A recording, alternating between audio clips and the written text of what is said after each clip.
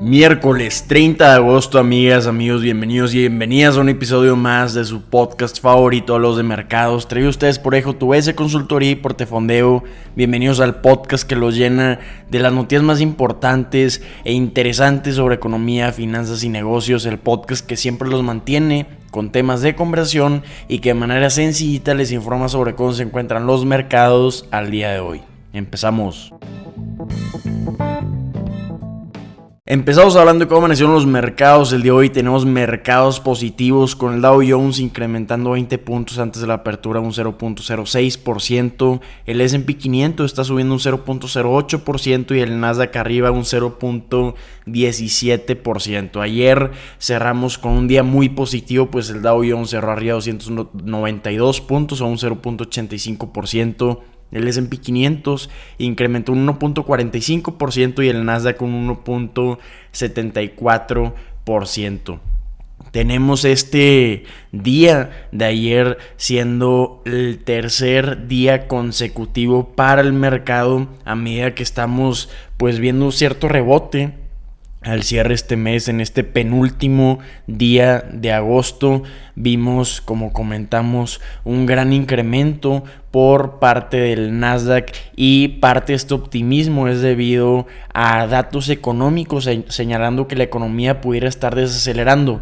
Viendo los datos de sentimiento del consumidor de Estados Unidos, vemos que este índice salió en 106.1, que estuvo muy por debajo de la estimación de los economistas en promedio de 116 puntos para este índice de sentimiento del consumidor. También vimos datos de empleo, viendo una caída en ofertas de empleo. Entonces estas noticias de desaceleración económica están ayudando un poco a los analistas a pensar que pudiéramos ver cómo continúa la tendencia de la desaceleración en la inflación. También vimos que cayeron los rendimientos de los bonos del Tesoro de Estados Unidos a 2 años. Esto es una indicación de que esta desaceleración económica pudiera apoyar a los inversionistas en su hipótesis de que la Reserva Federal puede continuar con esta política monetaria que está planeando en aligerar. Entonces esto es lo que quiere ver el mercado, que ya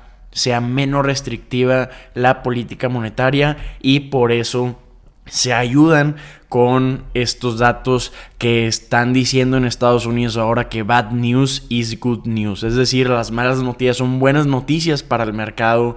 Hablando de datos económicos, los inversionistas y economistas están esperando ver desaceleraciones en los datos económicos para poder continuar con esta tendencia optimista en los mercados accionarios. Sin embargo, a pesar de esta racha positiva que estamos viendo en los mercados, estamos viendo que el Nasdaq está un 2.8% abajo para el mes de agosto.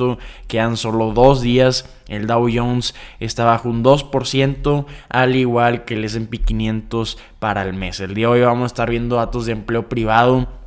Va a ser otro dato económico importante al que van a estar poniendo atención los economistas. También vamos a estar viendo datos de desempleo el día de mañana y vamos a estar viendo también la tasa de desempleo el día viernes. Hablando de otros datos, vamos a estar viendo datos del PIB de Estados Unidos, vamos a estar viendo también datos de ventas de hogares para Estados Unidos. El día de ayer vimos datos para México del PIB y fue muy interesante ver los resultados de México. Vimos un crecimiento para la economía de México de un 0.8% en este segundo trimestre, que es menos de lo que esperaban los economistas. Se esperaba un crecimiento de 0.9% en comparación al trimestre previo, pero vimos un crecimiento de 0.8%. Estamos viendo que esta cifra es la menor estimación de la que está esperando el INEGI. Entonces podríamos decir que cumplió con lo que se esperaba para la economía mexicana. Estamos viendo que la recuperación del PIB tras la pandemia ya ha estado arrojando cifras de crecimiento trimestral en más o menos 1% para los últimos 10 trimestres, con excepción del tercer trimestre de 2021, cuando vimos una caída de 1.1%. El último crecimiento que tuvimos del primer trimestre era 1%, entonces continuando esta tendencia se queda un poquito bajo, pero estamos viendo este crecimiento de 0.8%. Hablando por actividades, el sector primario, que engloba las actividades de agricultura y ganadería, incrementó un 0.7%. El sector secundario, relacionado con la industria, subió un 1.2%, y el terciario, que tiene que ver con servicios, que también está dentro del turismo, incrementó un 0.7%. Hablando de forma trimestral, el PIB incrementó entre abril y junio un 3.6% en comparación con el mismo periodo en 2022, que esto es similar a lo que esperaba por los economistas. Hemos visto que la economía de México ha estado creciendo a tasas anuales superiores al 3% desde el tercer trimestre de 2022. Las actividades que más avanzaron más a esta tasa anual fueron las secundarias, con un crecimiento de 3.9%, que esto pues es esperado viendo todo el crecimiento que hemos estado viendo en México en la industria con todos estos temas del nearshoring. Hablando de qué esperar para los siguientes trimestres, pues con este despegue del mismo nearshoring ya estamos viendo alzas en la construcción, en compras de inmuebles, en incrementos de volúmenes de producción. Entonces creo que aunque hemos estado viendo constantemente los últimos 10 trimestres un crecimiento de 1%, probablemente estemos esperando un crecimiento más acelerado para el cierre del año. Interesantísimos datos para la economía mexicana. Vamos a ver cómo presenta ahorita Estados Unidos. Vámonos con noticias de la semana pasada, que no habíamos tenido oportunidad de hablar de estas noticias y son de lo que más nos interesa, que son las adquisiciones.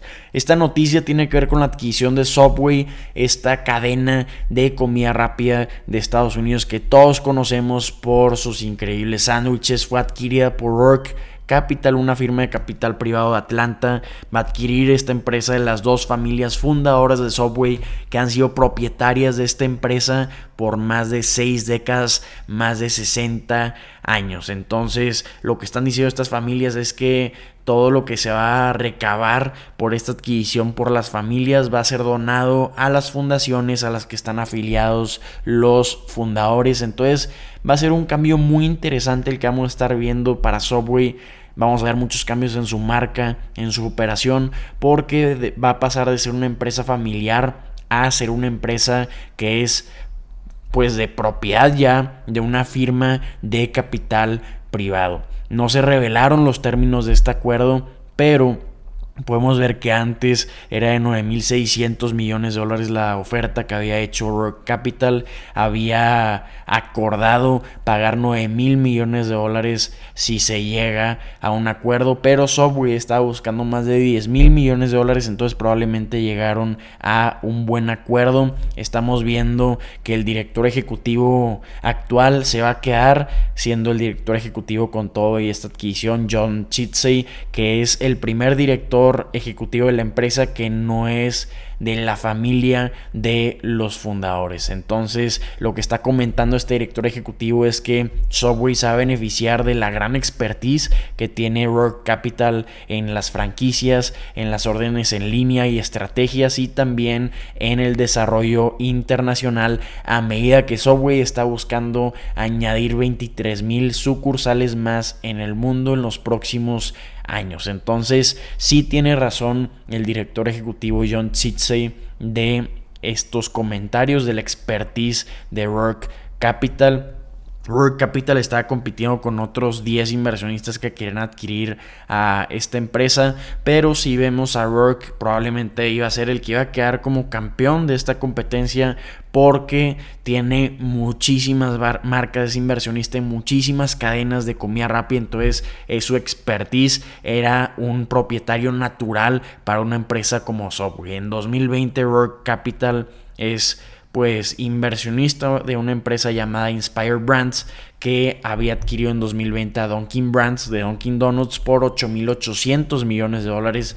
Inspire Brands es propietario también de Arby's, Buffalo Wild Wings, Sonic Drive-In, de Jimmy John's. Es uno de los de las empresas más grandes de restaurantes de Estados Unidos, que tienen más de 32,000 sucursales. Y no solo eso, también es inversionista en Focus Brands, que son propietarios de Auntie Anne's, de Carvel, de Cinnabon, Jamba, McAllister's Deli, Moe's Southwest Grill y también de Schlotzsky's. Entonces, pues como comentamos, es un dueño natural para Subway.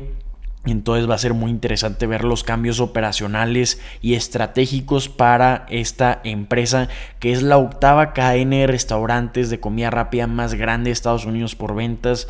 En 2022 tuvo ventas de $9,800 millones de acuerdo a la firma de investigación Technomic. Podemos ver que sus ventas del año pasado son 4 veces más grandes que su competidor más cercano, que es Jersey Mike's Subs, que es una cadena que ha tenido rápido crecimiento y también está teniendo más ventas por ubicación. Entonces va a ser un reto también interesante ver cómo va a reacomodar la estrategia para mejorar los márgenes. Subway, Roark Capital probablemente vio muchas oportunidades de este lado y por eso decidieron adquirir a esta empresa. Podemos ver que el mercado de los sándwiches de los que hace Subway es de $35,900 millones en ventas, y vemos lo del año pasado. Entonces Subway es casi un tercio de las ventas de este mercado de los sándwiches para Estados Unidos.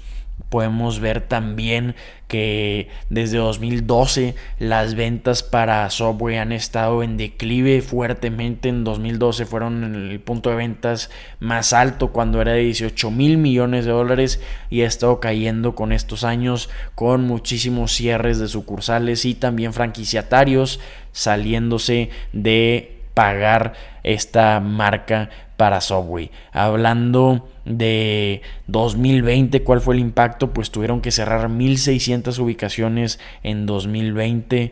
Se han desacelerado los cierres de sucursales desde ese entonces, pero aún continúan estos problemas para la empresa, que probablemente, como comentamos, por eso Roark Capital está adquiriendo esta empresa para implementar estos cambios que tiene planeados. Amigas, amigos, soy Eduardo y estas son las noticias que tienen que saber el día de hoy. Espero que la información compartida les haya resultado de gran utilidad. Si así lo fue, los invito a compartir este contenido en sus redes sociales, a calificar honestamente este podcast donde nos estén escuchando. Si tienen cualquier duda, comentario o retroalimentación, déjenos un mensaje por medio de Spotify o búsquenos en redes sociales y mándenos un mensaje por ahí para que ahí platiquemos. Espero que tengan un excelente día y ánimo. Mañana nos vemos.